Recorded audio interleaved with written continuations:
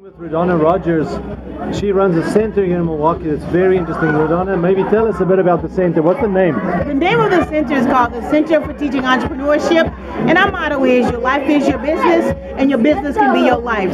And our goal is to help young people become what we say is the CEO of Me Incorporated. And you've done this for how long? This is our 22nd year here in Milwaukee. We've done most of our programming here in the States. We've done some outside of Milwaukee, some outside of Wisconsin. Our core focus is young people 9 to 24 years old to expose them to what we call opportunities and how to be opportunity wise. So we start out with having them think about looking at their environment and where are the opportunities, what's missing, and to think of this question. I wish they had, I wish we had, I wish they made. And then to begin to look at what's missing and how can you become the person to provide that. And so we say if you can't get a job, make a job. If you can't get a job, make a job by looking at what's missing or what can be reapplied, new uses for old things. And so tell me some of your graduates from your program, so some of the successes you've had. We've had students that have opened up bakeries, students have opened up what we call airbrushing shops, screen printing shops where they made apparel and decorated them, put prints on them, pictures, etc. We've had students that have gone anywhere from they're vegans, so they make products, they sell products that are not dairy based at all. Students who do car washing, students who have done things such as selling games that someone else made and children's furniture that someone else has made, but they bought it from those individuals.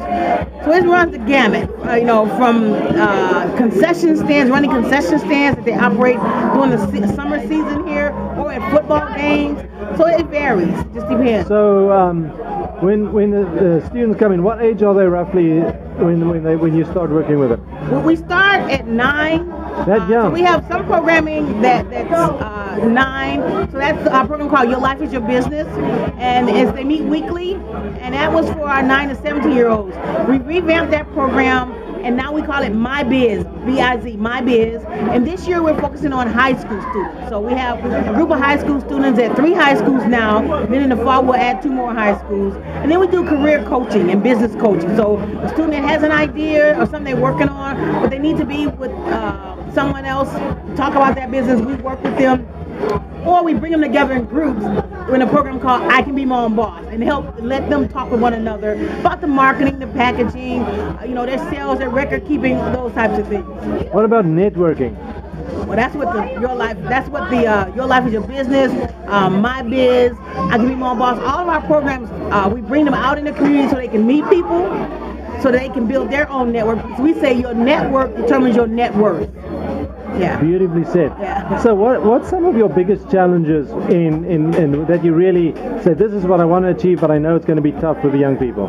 I would say the biggest challenge is figuring out how to create a business for ourselves where we're selling products and services so that we can fund when students can't pay for programming. And if a school doesn't want to invest in a program, where we have the funds to invest in the program because we have created another business venture. As I've gotten older, I do public speaking, and I want to now branch off and do more professional training and speaking, as well as I'm developing a business called For Goodness Sake, where it's called the Art of Appreciation. So as I do that, I have to also begin to think about how do I transition differently in my world, and also, but how do we have succession in our organization? So, but as far as doing a program, we can always find at least young people or schools or organizations that want the programming. So it's not really a problem overall finding places that want it. It's if I have to, but it's having sometimes the resources to hire and the trainers or contract with people to do the training. Yeah, but it's not even a problem because if you know what you want and you really focus on it, we could achieve more. Because we're not for profit, so I'm operating now. I want to be more in the mindset of a for-profit type of business. I can't say it's the challenge. Really, is being able to figure out how to create a business part of what we do that has to have multiple income streams ourselves. Is your organization unique in the country, or do you network with other organizations that are similar? There are other organizations around that do this. There's an entrepreneurship consortium out of Ohio. So there's a lot of it's college based, but there is a program in New York, the National Foundation for Teaching Entrepreneurship. In Chicago, there was a group, Illinois Institute for Entrepreneurship Education. I think they were struggling financially, so they were part of the state and the college budget. I think they may have kind of curtailed their activities. Across the United States and out the country, one program that everyone knows about is Junior Achievement. Everyone's familiar with Junior Achievement because it's 100+ years old. They have a lot of corporate support. The difference between what we do and what they do is more so we're always trying to find at least 3 or more students a year that want to do some type of home-based business, some type of business they can at least practice business and see what it's like to take an idea and move it into reality. Not just do it in a classroom setting, but to really do it based on things that they see that there is a need for. Yeah, I know. Yeah. So do you find that you're able to enter into the education environment proper, or do you always operate alongside it? Sometimes I would say, like even now in my business program, I got a contract to bring the program into the schools, but it was actually hard to get schools to at first invest $100 per student. That's all they had to. That's all they.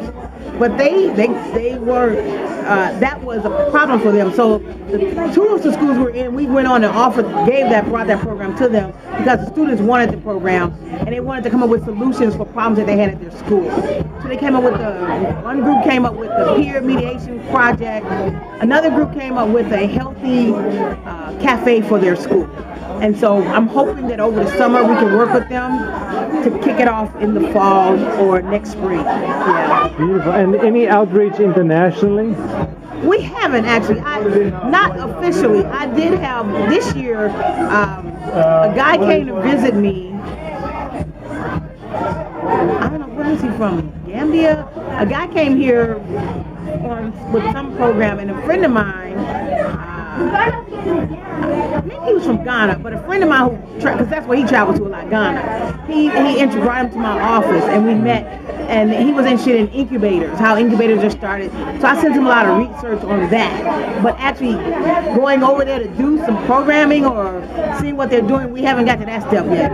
I mean, it would be easy to do if someone knew what they wanted to do, or they were willing to have sessions around or focus groups and start thinking about, okay, what do you want to do here? Who are the decision makers here? Yeah. Can you get the buy-in for what you want to do? How do you market and sell the idea? How do you make it happen? Who needs to be at the table to make it happen? So, but I'll go anywhere because I love what we do. I'm very impressed, and it was so nice to see today how you encouraged one of the young graduates, and how you believe in the young people, and encourage them for their future. I believe in people, period. I think people, as human beings, we have phenomenal potential. It's more about our will and our ability to say that we can do more than one thing. We may not really be able to, quote unquote, do more than one thing at one time, like as far as our thinking and communicating, but we can try multiple opportunities. We don't have to wait for one thing to try another idea. Because we have enough time in the day to start on one project and work on another one tomorrow. But to bring our ideas to the marketplace, whatever it is, to test out things, test out products, test out ideas. Wonderful. Thank you so much. Appreciate this greatly. Thank you.